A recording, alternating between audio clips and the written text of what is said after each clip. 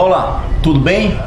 Hoje finalmente eu vou cumprir a promessa que eu fiz para meu amigo Douglas, com um pouco de atraso, eu admito, mas eu finalmente vou cumprir a promessa que eu fiz para ele quando ele me pediu para falar sobre imigração, tá certo?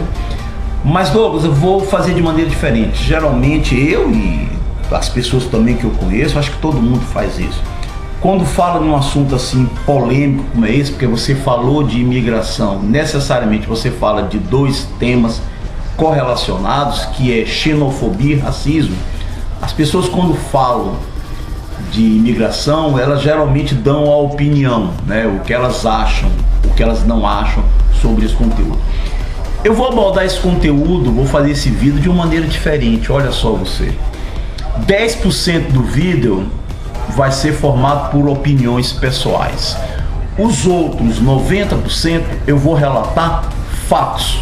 Então fique esperto aí que eu vou tentar mostrar para você de uma maneira mais clara, mais didática, o que é que significa você estar no século 21, habitando o século 21, mas com um cérebro que ficou lá no Paleolítico. E isso explica muitas coisas, inclusive a xenofobia, tá bom?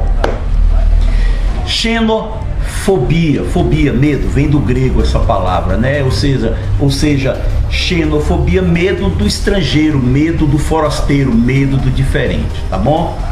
Para que você possa entender por que nós, seres humanos, temos isso, vamos recuar, vamos voltar lá um pouco na história, um pouco não, vamos voltar uns 5 milhões de anos.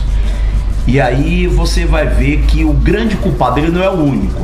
O grande culpado de você ser uma pessoa xenófoba, entendeu? É em grande parte o seu cérebro, tá bom? E aí eu vou relatar dois fatos curiosíssimos, né? Inclusive um de quando você abre essa sua geladeira em pleno século 21 e faz algumas bobagens. Isso também se deve ao seu cérebro, tá? Esqueceram de avisar a ele que ele já está no século 21.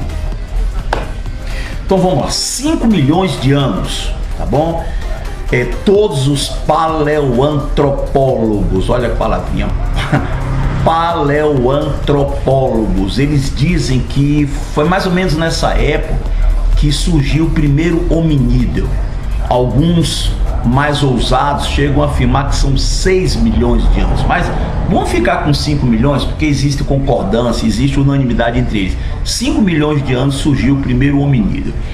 E aí você teve a evolução, você teve vários Homo, né? Homo erectus, Homo ergaster, poxa, Homo rudolfinense, vários Homo, até chegar em nós, Homo sapiens sapiens. E aí o que foi que aconteceu? Olha só, fica esperto.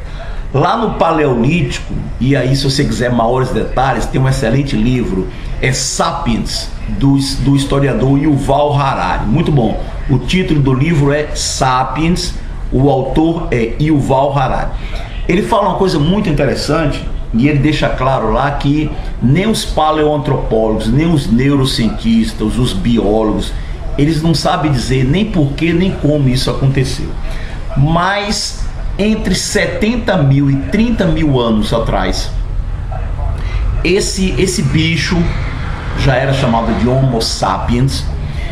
Ele sofreu a primeira revolução na sua história, que hoje é chamada de revolução cognitiva. E ninguém sabe direito por que isso aconteceu, como isso aconteceu. Sabe-se o intervalo, o período, mais ou menos de 70 mil anos até 30 mil anos, durante 40 mil anos ocorreu. E depois desses 30 mil anos, surgiu um novo homem, surgiu um novo animal, né? Para desgosto da natureza, né? E aí muito mais inteligente, na minha opinião, ó, já estou começando, e na minha opinião, por ser mais inteligente, muito mais violento, muito mais destruidor. A megafauna, tanto da Austrália quanto das Américas, são um exemplo clássico disso, de que como se tornou mais destrutivo o ser humano. E aí foi o que aconteceu. Durante milhões de anos, o homem viveu em bandos, viveu em grupos. Esses grupos não podiam ser muito grandes por uma questão de sobrevivência, de deslocamento. Também não podia ser muito pequeno por uma questão de defesa. Então, sei lá, os historiadores estipulam entre 40 e 50 pessoas.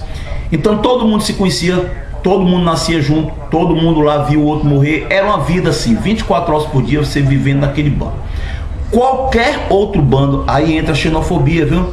Qualquer outro bando que aparecesse naquela região para compartilhar dos mesmos recursos, na maioria das vezes escassos, era interpretado como sinal de perigo, de ameaça. Olha, aquilo ali é estrangeiro, aquilo ali vai trazer morte, vai trazer doença, vai trazer fome, vai trazer sofrimento, então vamos eliminar. Então o bando estrangeiro, o bando diferente, passou a ser visto como uma ameaça em potencial, como perigo, entendeu? Por causa principalmente do compartilhamento dos recursos, da água, da comida, da caça.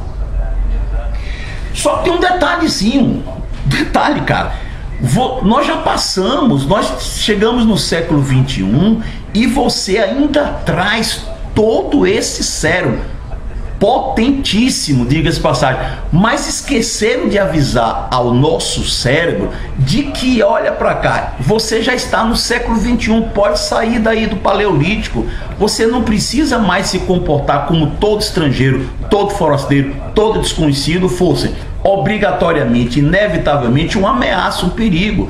Você já tem todo um aparato civilizatório, eu estou falando civilização, leis, um conjunto de regras. Você tem forças armadas, você tem polícia, você tem funcionário público, você tem um corpo de juristas, um corpo de juízes. Você não precisa mais, mas você ainda continua se comportando. Eu estou falando fatos, vamos lá deixar bem claro, você ainda continua se comportando como se vivesse no paleolítico. Quer ver um outro exemplo? Esse é o primeiro exemplo, mas quer ver um outro exemplo muito interessante, interessantíssimo, sobre o seu cérebro, como ele engana você e você é enganado por ele? Fica esperto aí, ou esperto. Nessa época do paleolítico, você não tinha tanta fartura como se tem hoje. Com certeza vai haver pessoas aí que vão aparecer dizendo que não é bem assim. Passamos por um momento trágico em termos de bens materiais, de comida. Não é bem assim. Os historiadores dizem, inclusive na região mais pobre da Terra, que é a África, inclusive na África, você tem uma fartura de bens materiais, entendeu? Um desenvolvimento tecnológico que a humanidade nunca experimentou, nunca. Mas nem sempre foi assim. Na época do paleolítico, aí eu vou mostrar a você como o seu cérebro engana você. Na época lá do paleolítico, o homem precisava fugir a todo custo de ser caça, ele queria ser caçador. Na maioria das vezes ele virava caça. E quando aparecia a caça, né, ele era coletor e caçador, geralmente essas caças eram escassas.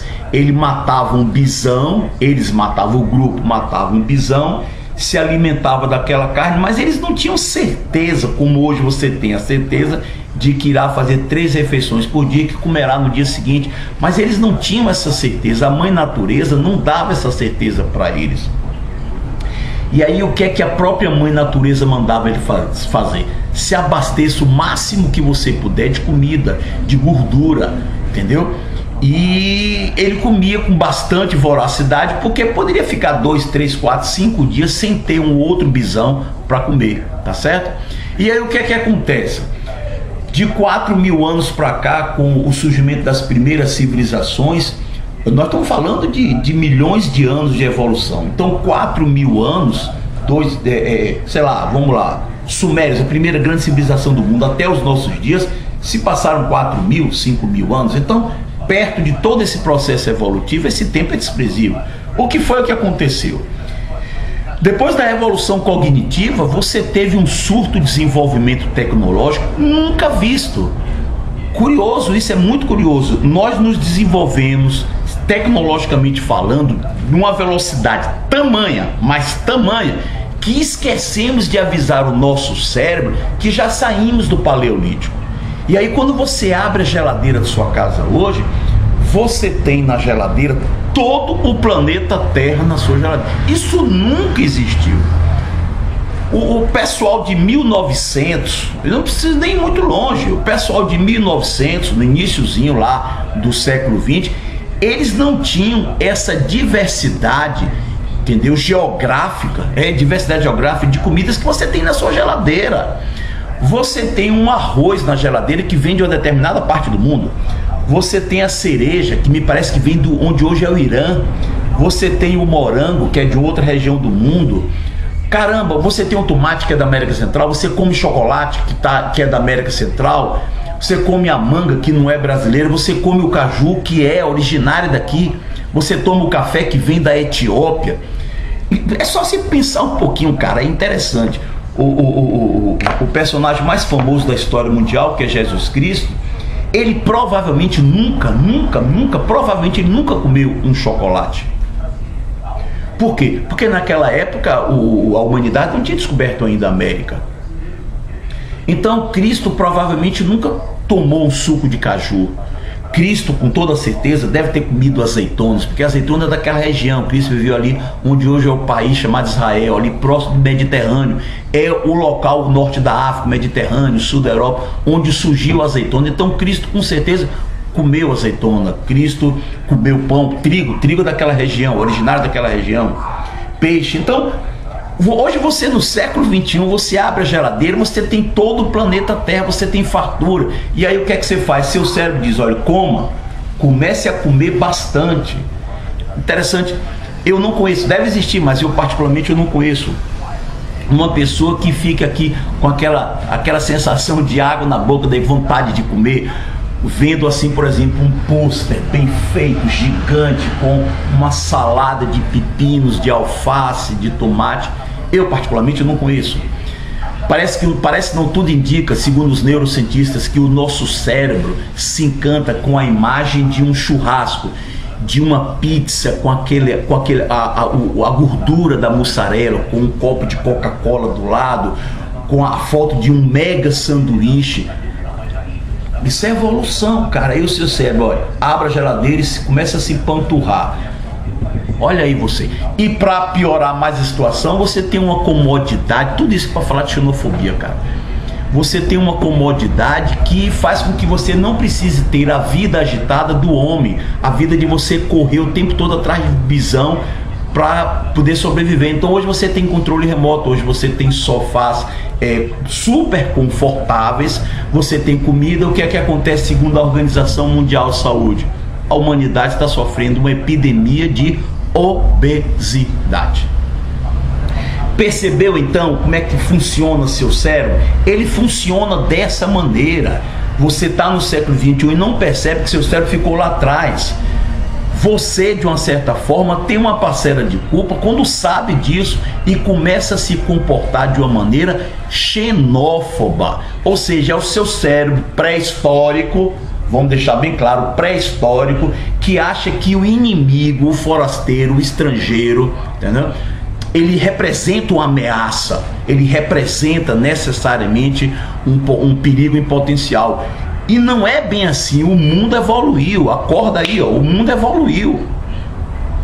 Essa história de xenofobia geralmente vem à moda quando se passa graves crises, isso é cíclico, graves crises financeiras. Teve crise financeira, tem xenofobia, entendeu? Até em locais, entendeu? Que assim, poxa, fora de qualquer suspeita, você tem, sabe o que? Crises de xenofobia. Você quer ver uma coisa? Olha só. Vai lá, eu tô aqui com um site aberto, o título da matéria é o seguinte: Mia Couto, tá bom? A xenofobia na África do Sul atingiu uma dimensão inaceitável. A gente está falando de África do Sul. Lá eles também são xenófobos. Por quê? Por causa da crise econômica que passa a África do Sul, na realidade passa o mundo todo. Algumas regiões mais, outras menos, mas desde 2008 que a gente está mergulhado numa crise. Então, toda vez que os recursos ficam escassos, que os empregos diminuem, você vem com essa atitude pré-histórica, esse comportamento animal pré-histórico da xenofobia, como se fosse possível você barrar, controlar a imigração. Essas pessoas não sabem de que nós começamos a nossa história pelo mundo por intermédio de uma imigração lá que surgiu da África, não se sabe direito. Foram várias levas, não dá nem para você falar a primeira. Quanto mais se estuda, se percebe que foram várias levas de Homo sapiens surgindo lá da África, né? Interessante. Algumas pessoas racistas, neonazistas, elas detestam esse fato. Eu acho isso um barato, cara. Eu particularmente não me incomodo em nada saber que as minhas origens estão lá na África, tá bom? Mas nós surgimos de uma imigração, tá bom? E o seu cérebro, quando falta um emprego, quando passa necessidade, seja europeu, branco, loiro, dos olhos azuis, ou africano, negro lá, cara, xenofobia tá aqui, ó, tá no sangue, tá nas células da gente. Mas não é um comportamento racional. E aí eu vou citar dois exemplos clássicos. Eu gosto muito desses exemplos. Um ligado à área que eu estudo, que é matemática, e o outro ligado à história. Você quer ver um exemplo de como a razão, se você for analisar e estudar de maneira um pouco menos apaixonada, você vai ver que a xenofobia, ela não é necessária. A xenofobia não, perdão. A miscigenação, a imigração, ela não é necessariamente algo ruim. Então me acompanha aí, vai. Fica esperto ou esperta aí no que eu vou falar. Onde hoje é o país Iraque, tá bom? Os historiadores hoje chamam essa região de Mesopotâmia, tá bom? E essa região aí abrigou provavelmente a primeira civilização da história da humanidade, que foram os sumérios. E as diversas civilizações mesopotâmicas, elas conviveram, né, de maneira contemporânea lá com os egípcios, a civilização egípcia. E eram relativamente próximos, tá bom? E tem uma coisa muito interessante, muito interessante. Hoje já se sabe, os historiadores da matemática, não há nenhum que discorda, é unanimidade, de que a matemática mesopotâmica, ela era muito mais desenvolvida, muito mais complexa, muito mais rica do que a matemática egípcia. Por que isso? Eles foram investigar e descobriram o seguinte: olha só o que é que aconteceu a partir de 3000. Eu estou com um site aqui aberto, o título da matéria é Mesopotâmia e os povos mesopotâmicos. E aí ele fala para você de uma sequência de povos, um dominando o outro, que ocorreu lá a partir de 3.500 a.C. Então fica ligado aí na sequência que você vai entender por que a matemática e, portanto, a ciência mesopotâmica foi muito mais produtiva do que a egípcia, tá bom? Esse relógio que as pessoas usam, o relógio de ponteiro, aquele circular, essa ideia de você dividir o círculo em 360 partes, começou lá com eles, tá bom? Sumérios foram o primeiro grande povo a habitar a Mesopotâmia, 3.500 anos antes de Cristo, né? Interessante que toda vez que eu falo de Sumério eu me lembro de algo assim interessante. Você às vezes está conversando com uma pessoa e a pessoa fala para você algo que para ela aquilo ali é uma novidade assim fantástica. Aí geralmente você chega brincando, fulano, olha, poxa, você acaba de inventar a roda, né? Tentando dizer para a pessoa que aquilo ali todo mundo já conhece. Mas olha, os sumérios, eles foram os inventores da roda. Foram eles que descobriram, inventaram uma maneira mais fácil de você transportar cargas, inventando a roda. Então, sumérios. Aí foi o que aconteceu. Depois dos sumérios, governou de 3.500 a 2.340 a.C. Aí veio um outro povo, os acadianos, e dominaram os sumérios. Depois vieram os babilônios, tá bom? Também chamados de amoritas. Aí eles vieram, dominaram os acádios. Depois vieram os cassitas, dominaram. Olha só a sucessão. Depois dos cassitas vieram os assírios e por fim os caldeus. E foi o que aconteceu. Você tinha os sumérios lá. Eles tinham toda a civilização deles. Eles tinham um exército, eles tinham um sistema de leis, tá bom? Eles tinham, aliás, duas coisas interessantes. Os historiadores hoje sabem que todas as grandes, aliás, grande não, se teve civilização é porque obrigatoriamente teve duas coisas.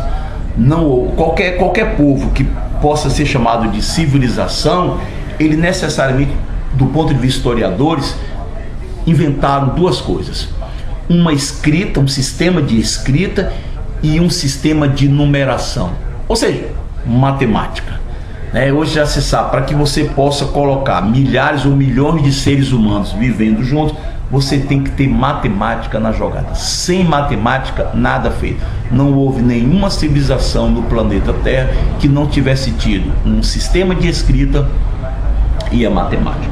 E aí foi o que aconteceu. Os sumérios começaram a dominar aquela região. Aí vieram o quê? Vieram os acadianos dominar os sumérios. Só que na hora que os acadianos dominaram os sumérios, o que foi o que aconteceu? Os acadianos impuseram sua cultura, mas terminaram absorvendo a cultura dos sumérios. E aí você teve uma mistura, é isso mesmo. Você teve uma você teve uma miscigenação. Vamos no popular, você teve uma suruba étnica, uma mistura, bateu no liquidificador, juntou. Aí foi o que aconteceu. A matemática dos sumérios terminou ficando mais desenvolvida com o acréscimo dos acadianos, e que depois de ser dominado pelos babilônios, você teve um outro acréscimo. É por isso, coisa que não aconteceu no Egito, tá bom? Então o que é que você teve lá? Uma sucessão de povos que fizeram um dominando o outro, mesclando-se com o outro, assimilando a cultura do outro. Você teve uma matemática muito mais. Os sumérios já calculavam raízes cúbicas, algumas raízes cúbicas. Isso, eu estou falando de 2.000, 3.000 anos antes de Cristo, rapaz. Os caras já calculavam algumas raízes cúbicas, algumas raízes quadradas, certas equações do segundo grau, algumas equações do terceiro grau, o teorema de Pitágoras, claro, sem esse nome, teorema de Pitágoras, mas eles já conheciam a aplicação do teorema de Pitágoras. Enquanto a matemática egípcia, se limitava basicamente a operar frações. Olha aí você, isso é uma opinião minha? Não, isso foi um fato, isso aconteceu. Ou seja, a matemática mesopotâmica, do qual os gregos beberam muito, veio de miscigenação, veio de imigração. Eu estou relatando fatos, eu não estou dando a minha opinião. Você quer ver outro detalhe? Isso aqui ainda é mais interessante ainda. Vamos lá. Vamos supor que você não tenha sido contaminado por essa doença contemporânea, né? Essa doença de hoje, que é essa febre, essa sede por rapidez, velocidade, instantaneidade, imediatismo, sem sofrimento. Claro, não pode ter sofrimento, não pode ter nenhum tipo de desgaste, de cansaço. Tudo tem que ser rápido, dinâmico, veloz. Se você não foi atingido por essa doença atual, eu sugiro que você leia um livro do escritor Eric Hobsbawm, tá bom? O título, muito bom livro, é um historiador inglês, morreu faz, 10, 15 anos, mais ou menos isso que ele morreu. Eric Hobsbawm, Era dos Extremos. O título do livro é Era dos Extremos, o breve século XX. Ele fala sobre o século XX de maneira magistral. Então preste atenção o que é que esse cara fala na página 505. Tem a ver com o nosso tema, tá bom? Olha só. Entre 1900 e 1933, só 7 prêmios Nobel de ciência, não é da paz, é de ciência, viu? Foram dados aos Estados Unidos da América. Não é nem prêmio Nobel de literatura, nem da paz, que foi inventado muito tempo depois. É de ciência, física, química, biologia, medicina. Eu vou repetir. Entre 1900 e 1933, só 7 prêmios Nobel de ciência foram dados aos Estados Unidos da América. Mas entre 1933 e 1970 foram 77. Ou seja, de 7 pulou para 77, ou seja, multiplicou-se por 11 esse valor. Vamos lá. Por que você acha que aconteceu isso? Em 1933 o mundo começava a entrar lentamente naquela reta final para começar a Segunda Guerra Mundial. E aí depois do final da Segunda Guerra Mundial, foi o que aconteceu. A premiação, a obtenção de prêmios Nobel, ela estava essencialmente, majoritariamente concentrada ali na Europa. A ciência que se fazia era no continente europeu ali.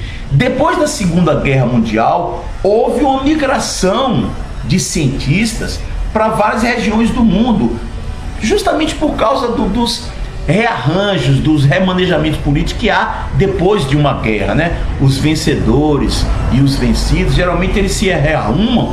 E aí você teve vários cientistas, de maneira que a premiação do Nobel foi para o Canadá, foi para os Estados Unidos, alguns países da América Latina, claro, menos o nosso, foi para a Ásia, Japão, Índia, Israel, Paquistão. Ou seja, aqueles 7 prêmios Nobel que os Estados Unidos tinham ganho de 1900 até 1933, pulou para 77 por causa do quê? Imigração. Imigração, pulou-se para imigração. Ou seja, foi o que aconteceu. Você teve cientistas de várias regiões do mundo que foram para os Estados Unidos. Eles foram viver nos Estados Unidos. Você teve matemático, você teve físico indiano, físico nuclear indiano, paquistanês. O indiano é aquele cara da pele assim, sei lá, um marrom avermelhado, o cabelo bem liso e negro. Esses caras extremamente qualificados foram para as faculdades norte-americanas ensinar física nuclear, ensinar matemática. Lá os caras eram muito bons, continuam sendo muito bons em matemática. Quando você fala de ciência, você não vive sem matemática, a ciência não vive sem matemática. Ou seja, houve a imigração. Então os Estados Unidos começou a receber essa quantidade e continua a receber.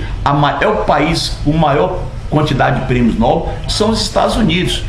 E por quê? Por causa da imigração.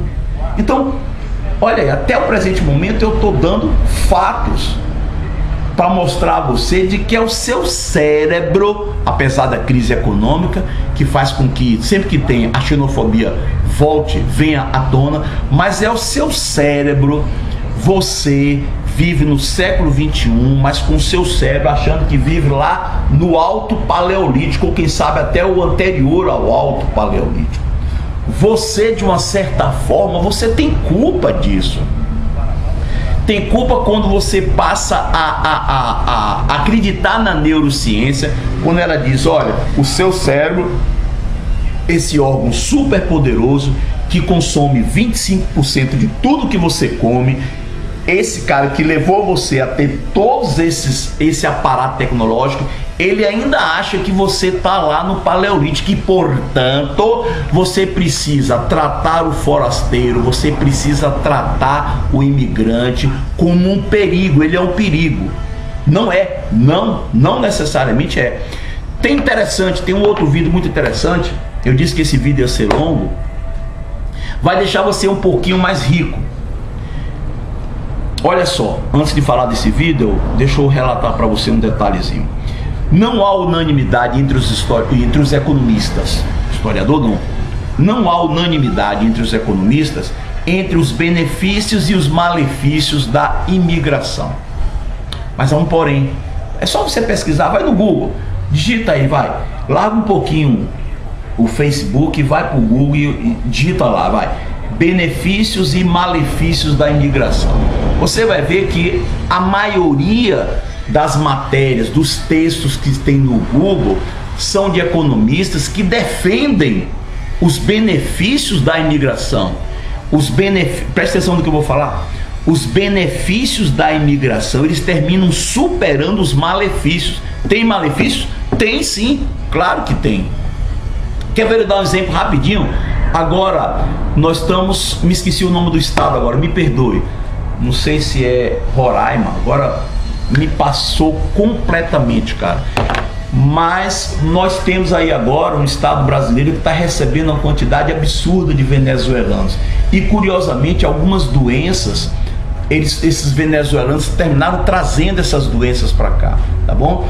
E aí tem uma matéria na Folha de São Paulo, deixa eu ver se eu acho aqui para você, para lhe mostrar. É só você digitar, mesmo que você não tenha a assinatura da Folha, mas você pode aí no Google, parece que você tem 5 matérias por mês, você vai digitar ensaios xenófobos, Folha de São Paulo. Ele mostra para essa matéria que, apesar, é claro, dos malefícios de determinadas doenças, que deixa eu ver se eu pego aqui agora rapidinho para você. Quando eles pegam certos malefícios, quando são trazidos esses malefícios como por exemplo a incidência dessas doenças, eles perceberam que essas doenças ocorreram por falha do governo lá do estado, que não fez a malha de cobertura de vacinação. E aí ele mostra o exemplo da Colômbia, que já recebeu mais de 800 mil venezuelanos e não houve surto de epidemia. Por quê? Porque lá na Colômbia teve a tal da vacinação. Então é isso que eu falo para você. Tem benefícios, tem malefícios, tem, mas os benefícios, segundo a maioria dos economistas, terminam superando e muito os malefícios. E aí tem um vídeo muito interessante aí, é um exemplo clássico assim, emblemático. Você vai digitar no YouTube a Europa e o ódio aos outros. A Europa e o ódio aos outros. É do historiador, é uma palestra, 1h50. É uma palestra sobre a xenofobia, particularmente falando do europeu. E Dante Galian é o nome do cara. O título é Europa e o ódio aos outros, do historiador Dante Galian. Ele fala uma coisa muito interessante de algo que ele presenciou, para ilustrar para você. Ele estava lá há pouco tempo, tem 3, 4 anos que aconteceu isso. E a Espanha, como você sabe, está passando a maior crise econômica da história dela, onde a taxa de desemprego passa dos 20%, sendo que entre os jovens a taxa de desemprego é de 40%.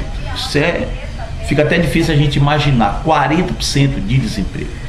E aí foi que o governo, todos os anos lá, no finalzinho lá do verão deles, o que é que eles fazem? Milhares de trabalhadores de outros países mais pobres que a Espanha, lá do norte da África, esses trabalhadores vão lá para o sul da Espanha para poder fazer a colheita da azeitona e da uva, já que a Espanha é uma grande exportadora de azeite de oliva, de azeitonas e de vinhos, tá bom? E aí, com a crise econômica, foi o que os governantes espanhóis fizeram. Eles acharam que aquilo ali seria interessante. Eles proibiram a entrada desses trabalhadores mais pobres, desses trabalhadores que iam fazer a colheita, para garantir, eles achavam que iriam garantir com isso uma mão de obra para os próprios espanhóis, né? Sabe o que aconteceu? Isso aí ele fala, o historiador Dante Galian fala no vídeo dele.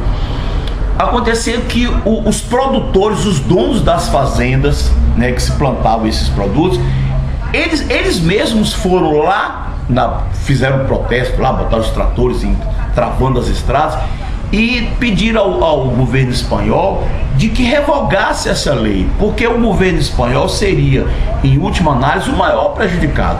Por quê? Porque eles perceberam que os próprios jovens espanhóis, ou eles não queriam, ou eles não sabiam mais trabalhar na lavoura.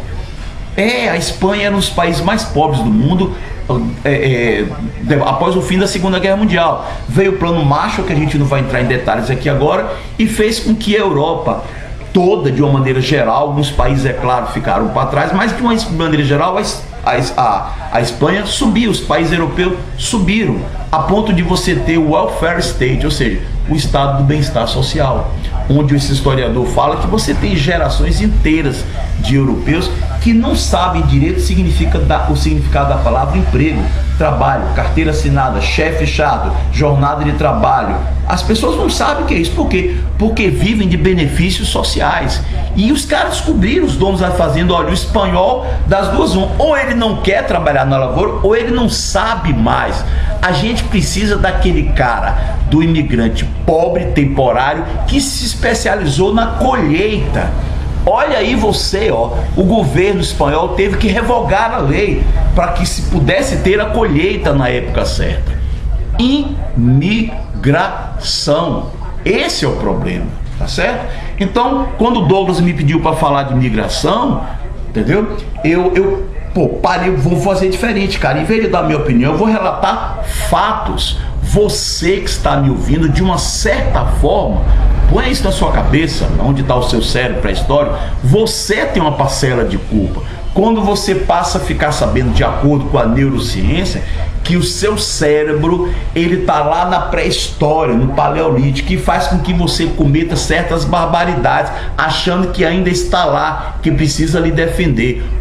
duas dessas barbaridades é você abrir a geladeira, se empanturrar de comida, ficar obeso, sentar no sofá para assistir Netflix. O outro é achar que todo estrangeiro é necessariamente um perigo, quando na realidade não é um perigo. E interessante, é como se você pudesse barrar, se você pudesse colocar fronteiras e parar a imigração. A história da gente, a história da humanidade vem de uma imigração. Racismo. Falou de imigração, fala de racismo. Tá atrelado, uma coisa está atrelada à outra. É interessante a posição de certos brasileiros, né? Quanto menos informado o brasileiro é, quanto menor a escolaridade do brasileiro, às vezes nem escolaridade, mas tudo bem, estatisticamente é, mas você pode ser uma pessoa extremamente bem informada, sem obrigatoriamente ter um nível de escolaridade lá em cima, ou seja, ter nível superior completo. Como se no Brasil a obtenção de um diploma de nível superior fosse condição necessária o suficiente para você ser culto. A gente sabe que não é, que não funciona no Brasil. A qualidade do ensino superior no Brasil não é lá essas coisas todas. Aliás, o ensino de uma maneira geral, né? O superior não escapa. Mas as pessoas menos escolarizadas, elas se comportam de uma maneira muito...